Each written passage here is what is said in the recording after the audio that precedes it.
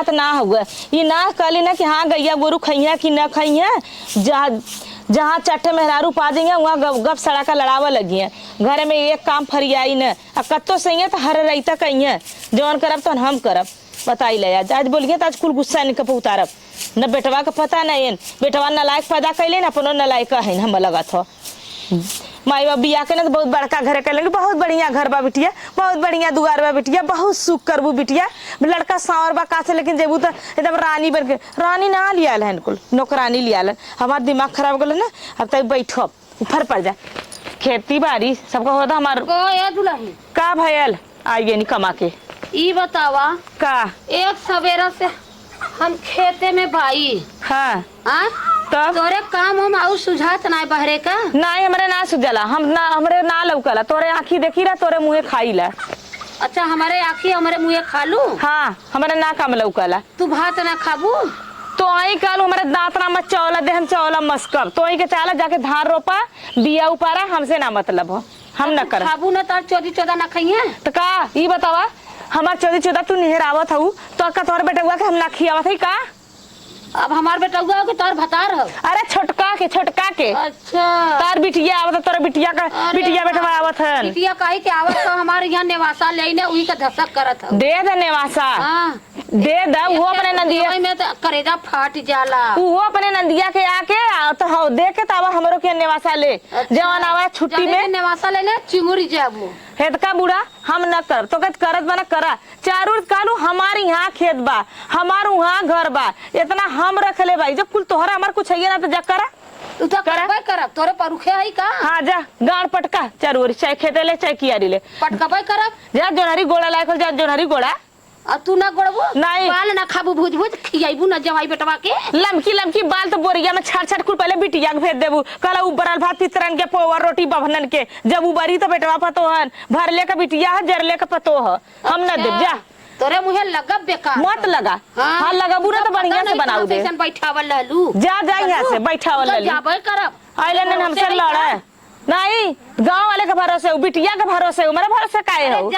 यही मनावा ऐसा जबान लड़ावत हो ना बेटवा अगर वैसे रहा तो मारत तोहर दांते भीतर आई जा बेटवा बिगाड़ तो नौले हो बेटवा के तो भर नौले बेटवा के तोरे औकात कहा कि अम्मा बोली कवन जी मैं कमा के फुकवना किया तो ना येरे के बलबूते आइला जाके जिनके बार माई के गुलामी करत हो, माई के पीछे पीछे घूमत न कमाए के न धमाए के फुकवनु काला न काम के न काज के दुश्मन न नाच के। जा ओकर गाड़ी में औकात है आई कुकुर हमसे बोल रही तब बताई बाज माई इनकर आइले हमसे ज्यादा बोला।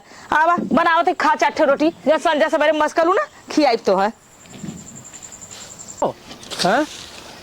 अकेले के बस का हो खेत गिरस्ती चला यह इतना कह ले ओकरे बाद तब देख ही जाई जौन हो। बतावा एक सवेरे सियाल है अब वही घरे वालन का पता ना हो ये भैया ई बतावा काम आई तोहर मेहर हो मेहर हो का भल मेहर के का भल मेहर के। अच्छा ये बतावा रोपाई छुपाई तो आलू है जौन हो हाथ झुलावत के इना के लोटा पानी ले चली तोरे मेहरी ना खियाल है। हम तो बिया उपार के ऊपर से आवत है बिया उपारत रहे सवेरे से यार फरसा लेके अइले तो हम बिया के खेते में गए तो उनके ना समझ में हम बिया खेतवा से आवत ये मेरी मेरा मानत है तब पानी दाना ना दे सकतीन वह बात है ना वह बात का मेरी ना घुरकबा ना डटबा रोपाई आल हो। हम कहते खेते खेते हमारे नहीं मेरे करवैया हम नहीं भाई तो का पानी टाइम से ना दे सकते का घर में कितना काम भी आला 2 मुर्गी के खाना चला जाए तो कुल बात अब बताओ को का एलू है का समस्या हो तोहार। समस्या ये है कौन धान उन्ना रोपिया उन्ना करिया तो कहाँ से करवैया आई है। अरे भगवान धान रोपे चाहे न रोपे जाए दे इतना मन बड़ा ला जब होता तब हमें अरे जा जौन करे कैला खाना ना हो गए अपन बनाई ला तोरे परुख ना हो।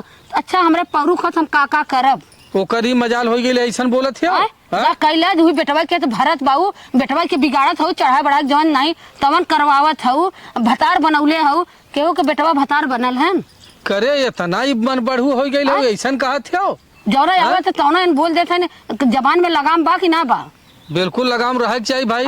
तब तू मनवा बड़ा है तब ना आज ना आवाजिया निकाले थे इनके औकात ना रहे आवाजिया निकाले की। चल रहा है हम सारा काम छोड़ा था खेती गृहस्थी का आज जो है हम देखा था। चाहे अपने हैं? बदे छोड़ा और चाहे का जकर करी के और हां अरे एक लड़का पढ़त बा बहिन ई ना तब का करी तब चली हम तो ओके उनके डांट के समझावा मारले से मेहरारू हिकनी हो जाली तो ओके डांट के बात से समझावा कि बताओ अब मैये हो देखा थे वो तो आवत हो आवता हो मार हल्ला कैले हम कहिया गइल है लूसई का चलो कुछ करे है हराम जाती करे ये बताओ माई से का काली है का कली घर कि में हम एको काम ना करब। कितना करी अब माई कहत है कि बेटवा का मन बढ़ावत हूँ भतार बनौले बाऊ अब माई हमार भतार मेहरारू आओ उनके लाज ना लगा हम योड़ बोली है वो मतारी है तार के दुश्मन है आग लगावैलू घरे में देख ला काई के अपना या कहतो बीबी के अलग कराइलू है हम कहते मियां बीबी के अलग करी ये नहीं बतावा हम जाने तो एक सवेरे कम काम करते ये कवन काम हो घरे बतावा कवन काम हो घरे खाना ना बनाओ के अरे वो दो मुर्गी के इतना से खाना इतनी से चावल ना दे इतनी से दाल ना इतना रोटी सारा दिन हो जाए गोबर तू पथलू है बजरा तू कैलू है घास तू कैलू है सुनबो तू कैलू है का तू किट्ठा की चाइन कैली हे का अपने माई के समझा ले और नहीं तो हमसे बुरा कोई ना मिली इतना सोच ले चल अच्छा ठीक है अरे अब कहा कि हम बाबू हो सोना हो करेगा हो माई लग तब तार मनवा बढ़ गया बाबू सोना काहे में तब आज मुता था आग हम मुता तू ना मुता था हम का करे इतना समाज लेके चल गए अब बियाह शादी कई दे बेटा पतो ना रख सकता वालो समाज लेके चल अरे जब मन का बड़ पतो बात हम कितना कंट्रोल करा अपने माई के समझा ला नहीं हम नहीं घरे पहुंचा दे दो में से एक का करा बस ये नंगाई का बोलिए ना आवत है हम करी का हां माई वाली करबा ना मेहरी का काय सुनबा कहा से मेहर मर जाए तो दूसरा ही माई मर जाए तो नहीं देती का चाहिए चुप तो यार जी दिन आई गेल तब सुन ला तार माई ना चाहते कि हमरे दोनों मिला एक रही तार माई का हो जल देख ला करिए ना खाइए ना तो हम तो हां अलग कह के का पाई है अब बियाह शादी कैले है अपने बेटवा का अलग करेबी ना नहीं आय अलग करेबी ना हम एकदम ऐसा बात बतियावलू ना देखा इनके एक रोटी से मतलब एक धोती से मतलब अच्छा ठीक है पकड़ करिए बैठी ले एक रोटी धोती अब देंगे आज समाई सुन पहले जब कहत है ना खटिया पर आराम से बैठ के देखा तो के अपन लड़का लड़की देख कुकुर बिलार हन कहाँ का होत हो घरे दुआरे के आवत बा जात बा ऊ कुल देख चलो ठीक है चाहे आग लगा चाहे पाथर तो ना बोले ठीक है कान पकड़ा था ये कुछ न बोला और तू अपन खेती गिरती गोरू चुआ हमसे कौनो मतलब नहीं मतलब ना लेकिन हम जवन देव हुआ खाए का ये ना कि मैं छील के पेड़ा मांगी और तू अरे जवन अरे भाई जवन बनौले रहबू है देव तोहर माई सुना तोहर माई के बढ़िया बढ़िया रोज किस्म किस्म का मुर्गा चाहिए पनीर चाहिए कहां पाई हम ई ना जवन सब खाई तवन माईयो खाई हम सड़क के तरई मांग के खा अच्छा जा इनके झगड़ा करे के बनावा कुछ हम आवत है भैया खाली झगड़ा करे के की चाहिए जाय देती माई जब कहा थे मुर्गा आज तक खइले जो ना मुर्गा मली जा नाउ ले जाय रे हटाओ बातें खत्म कर खाली झगड़ा का जर जो हमहू जो उन्होंने आवत है जाते हम घरे कुछ ना फेंक ले ये डड़वा बांध ले जा फेंक ला लेकिन हम कहा अब हम बोलबे ना करब कुछ ना बोलब हम जाते घरे